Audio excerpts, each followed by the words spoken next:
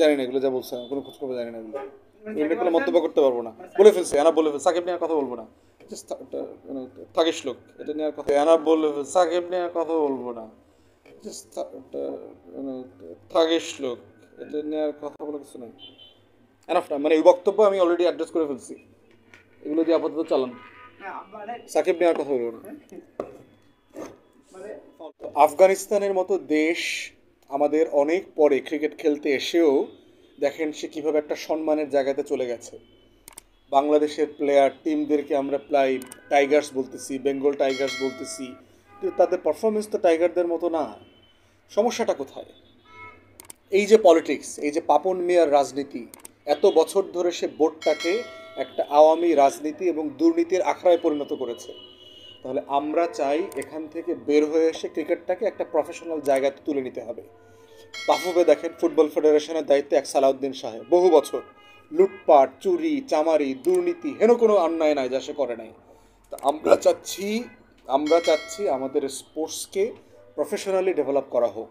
আমাদের মেয়েরা এত ভালো করতেছে, কিন্তু দেখবেন যে মেয়েদের পিছনে কোনো ইনভেস্টমেন্ট নাই, ওদের পরনের টাকা নাই। একটা মেয়ে সম্ভবত আত্মহত্যাও করেছে, এরকম 2-3 বছর আগের একটা ঘটনা দেখলাম, যে তার খাওয়ার টাকা নাই, চিকিৎসা হওয়ার পরে সে ডাক্তার দেখাইতে পারে না, মানে অমানবিক জীবনযাপন করছে। একজন মানুষ খুব ভালো ক্রিকেট খেলে বলে সাকিবের সব গুণ আর তার কোনো দোষ নাই, তার দোষ নিয়ে কথা বলা যাবে না। মাশরাফি ভালো ক্রিকেট খেলে বলে তার কোনো দোষ নিয়ে কথা বলা যাবে না। আমার কাছে রাষ্ট্রের থেকে গুরুত্বপূর্ণ কোনো মানুষ নাই। আমিনুল ভাই তো কোনো রাতের ভোটের নির্বাচনে যান নাই, যেন তেনভাবে এমপি হওয়ার চেষ্টা করেন নাই। ওনার বিরুদ্ধে তো ডজন ডজন মামলা আছে। ওনার বিরুদ্ধে মামলা হয় কেন আর সাকিবের বিরুদ্ধে হয় না কেন? এই পার্থক্যটা বোঝার নাম হলো নাগরিক হওয়া রাষ্ট্রের। অতএব বাংলাদেশের ফুটবল প্রেমী, ক্রিকেট প্রেমী, স্পোর্টস প্রেমী, সিনেমা প্রেমী যারা আছেন, আপনারা বুঝতে হবে দিন শেষে আপনি এই দেশের নাগরিক। দেশটা না থাকলে সিনেমা দেখা, গল্প কইরা, ক্রিকেট খেলা, ফুটবল খেলা দেশ বাঁচায় রাখতে পারবেন না। দেখবেন ঘুম দিয়ে উঠতে উঠতে দেখবেন যে লাল সবুজের পতাকা রং পরিবর্তন হয়ে গেছে, অন্য দেশের পতাকা উঠতেছে এইখানে। আপনার ফুটবল, আপনার ক্রিকেট আপনাকে বাঁচাইতে পারবে না। ছোটোবেলা থেকে আমি নিজে ফুটবল খেলেছি, ক্রিকেট খেলেছি। আমি ঢাকাতে নির্মাণ স্কুলে খেলছি, 2nd ডিভিশনে খেলেছি ক্রিকেট। আমি ইংল্যান্ডে যখন ছিলাম আমি রেগুলার খেলতাম, ব্যাডমিন্টন খেলতাম। তো আমার নিজেরও তো স্পোর্টসের প্রতি ইন্টারেস্ট আছে। বাংলাদেশে কিন্তু একটা আইন আছে, যারা সরকারি চাকরি করেন, কর্মকর্তা ছিলেন, সচিব, সেনা কর্মকর্তা, পুলিশ, তারা 3 বছর অতিবাহিত না হলে এমপি হইতে পারবেন না। নির্বাচন কমিশনের এরকম একটা প্রভিশন আছে। কেন আছে? কারণ তিনি যখন সচিব, তিনি যখন পুলিশ কর্মকর্তা, তিনি যখন সেনা কর্মকর্তা, উনি রাষ্ট্রের লোক। অতএব ওই অবস্থায় যেহেতু জনগণের ট্যাক্সের পয়সায় ওনাকে বেতন দেওয়া হয়, উনি একটা দলে জয়েন করতে পারেন না। অতএব এই 3 বছরের বিধিমালাটা কেন স্পোর্টসম্যানদের জন্য প্রযোজ্য হবে না? উনি সেলফ এমপ্লয়েড হইতে পারেন, কিন্তু উনি তো বাংলাদেশ রাষ্ট্রকে প্রতিনিধিত্ব করেন, উনি তো লাল সবুজের পতাকাকে প্রতিনিধিত্ব করেন।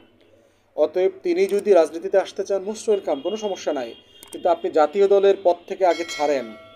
দ্বিতীয় কথা হচ্ছে, আপনি কি যেন তেন রাজনৈতিক দল, অনির্বাচিত একটা দলে জয়েন করতে পারেন, যেই দলটা ভোট করে না, নির্বাচন করে না, গুম খুনের রাজত্ব কায়েম করেছে?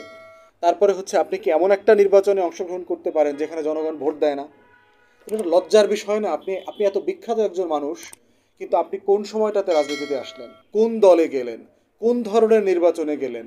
আপনি ভোটারদের সাথে তো বেইমানি করলেন। তাহলে এই দায়বদ্ধতা যেন আমরা ভুলে না যাই। সংবিধান দেশের প্রত্যেক নাগরিককে রাজনীতি করবার অধিকার দিয়েছে। তারা যে কেউ সংসদে অথবা যেতে পারেন, রাজনীতি করতে পারেন, আমাদের কোনো আপত্তি নাই। তবে ওনাদের এই বোধ, দায়িত্ববোধের জায়গাটা যেন ওনারা ভুলে না যান। দায়িত্ব সব সব পক্ষের। একটা হচ্ছে যে নির্বাচন কমিশনকে প্রয়োজনে আইন বিধিমালা পরিবর্তন করতে হবে, করে এটা বলে দিতে হবে। দ্বিতীয়ত হচ্ছে, যারা যে পেশায় আছেন তাদের নিজস্ব একটা মর্যাদা বোধ থাকা দরকার, যে আসলে আমি কি করতে পারি, কি করতে পারবো না। যেমন ধরেন, একটা মানুষ বাথরুমে গেলে যে ধরনের পোশাক পরা থাকে, ওই পোশাক পরে কি আপনি রাস্তায় হাঁটেন? একটা বেডরুমে আপনি যে পোশাক পরে থাকেন, ওই পোশাক পরে কি আপনি অফিসে যান? তাহলে এই সেন্সটুকু কাগজে লেখা থাকা দরকার, এটা মানুষের নিজেকে বুঝতে হবে। অতএব ক্রিকেটের যারা ক্যাপ্টেন ছিলেন অথবা ফুটবল দলের ক্যাপ্টেন ছিলেন, আমাদের ফুটবল দলের ক্যাপ্টেন ছিলেন না আমিনুল ইসলাম ভাই? বিএনপি রাজনীতি করছেন না? উনি ক্যাপ্টেন থাকা অবস্থায় বিএনপিতে জয়েন করছেন? করেন নাই তো। তাহলে ফুটবল আপনি খেলেন, আপনি রিটায়ার করেন, একটা সার্টেন টাইমের পরে আপনি রাজনীতি করতে চাইলে করেন, সমস্যা কোথায়? তো এই এক্সাম্পল তো বাংলাদেশে অলরেডি আছে। আবার দেখেন, আমিনুল ভাই তো কোনো রাতের ভোটের নির্বাচনে যান নাই, যেন তেনভাবে এমপি হওয়ার চেষ্টা করেন নাই। ওনার বিরুদ্ধে তো ডজন ডজন মামলা আছে। ওনার বিরুদ্ধে মামলা হয় কেন আর সাকিবের বিরুদ্ধে হয় না কেন? এই পার্থক্যটা বোঝার নাম হলো নাগরিক হওয়া রাষ্ট্রের। অতএব বাংলাদেশের ফুটবল প্রেমী, ক্রিকেট প্রেমী, স্পোর্টস প্রেমী, সিনেমা প্রেমী যারা আছেন, আপনারা বুঝতে হবে দিন শেষে আপনি এই দেশের নাগরিক। দেশটা না থাকলে সিনেমা দেখা, গল্প কইরা, ক্রিকেট খেলা, ফুটবল খেলা দেশ বাঁচায় রাখতে পারবেন না। দেখবেন ঘুম দিয়ে উঠতে উঠতে দেখবেন যে লাল সবুজের পতাকা রং পরিবর্তন হয়ে গেছে, অন্য দেশের পতাকা উঠতেছে এইখানে। আপনার ফুটবল, আপনার ক্রিকেট আপনাকে বাঁচাইতে পারবে না। তাই স্পোর্টস আকারে এটাকে আমাকে উন্নত করতে হবে, এটার পিছনে ইনভেস্ট করতে হবে, প্রফেশনালি ডেভেলপ করতে হবে, কিন্তু রাষ্ট্র সাপেক্ষে বাংলাদেশের স্বাধীনতা, সার্বভৌমত্ব, দেশের স্বার্থের ব্যাপারে কোনো আপোষ করা যাবে না। নাগরিক হিসাবে এটা সবার বড় দায়িত্ব। ও সার্টেনলি পজিটিভ, কিন্তু প্রশ্ন হচ্ছে যে ক্রিকেটের পলিটিক্স এবং আওয়ামী লীগের আমলে ক্রিকেটটা যেভাবে ধ্বংস হয়ে গেছে, এই রাজনীতি থেকে তো ক্রিকেটটাকে বাঁচাইতে হবে। ক্রিকেটটা যদি আপনি প্রফেশনালি ডেভেলপ না করেন, আমি তো এটা বোঝা পাই না যে 20 কোটি মানুষের দেশে বিশ্ব চ্যাম্পিয়ন হওয়ার মতো আপনি 11 জন প্লেয়ার পাচ্ছেন না খুঁজে। কেন আমার টিম বারবার হারে, সে ওয়ার্ল্ড কাপে হারে। এবং আফগানিস্তান দেখেন, যেই দেশটা গত 40 বছর ধরে যুদ্ধ করতেছে, সেই দেশটা কোন লেভেলে প্লেয়ার তৈরি করতেছে। আমার দেশে তো গৃহযুদ্ধ চলতেছে না, তাহলে আমার দেশে প্লেয়ার নাই কেন? আফগানিস্তানের অর্থনীতি তো ভেঙে গেছে, বাংলাদেশের অর্থনীতি তো ভালো ছিল তখন। তো আফগানিস্তানের মতো দেশ আমাদের অনেক পরে ক্রিকেট খেলতে এসেও দেখেন সে কীভাবে একটা সম্মানের জায়গাতে চলে গেছে। বাংলাদেশের প্লেয়ার টিমদেরকে আমরা প্রায় টাইগার্স বলতেছি, বেঙ্গল টাইগার্স বলতেছি, কিন্তু তাদের পারফরমেন্স তো টাইগারদের মতো না। সমস্যাটা কোথায়? এই যে পলিটিক্স, এই যে পাপন মিয়ার রাজনীতি, এত বছর ধরে সে বোর্ডটাকে একটা আওয়ামী রাজনীতি এবং দুর্নীতির আখড়ায় পরিণত করেছে। তাহলে আমরা চাই এখান থেকে বের হয়ে এসে ক্রিকেটটাকে একটা প্রফেশনাল জায়গাতে তুলে নিতে হবে। বাফুফে দেখেন, ফুটবল ফেডারেশনের দায়িত্বে এক সালাউদ্দিন সাহেব, বহু বছর লুটপাট, চুরি, চামারি, দুর্নীতি, হেন কোনো অন্যায় নাই যা সে করে নাই। তা আমরা চাচ্ছি আমাদের স্পোর্টসকে প্রফেশনালি ডেভেলপ করা হোক।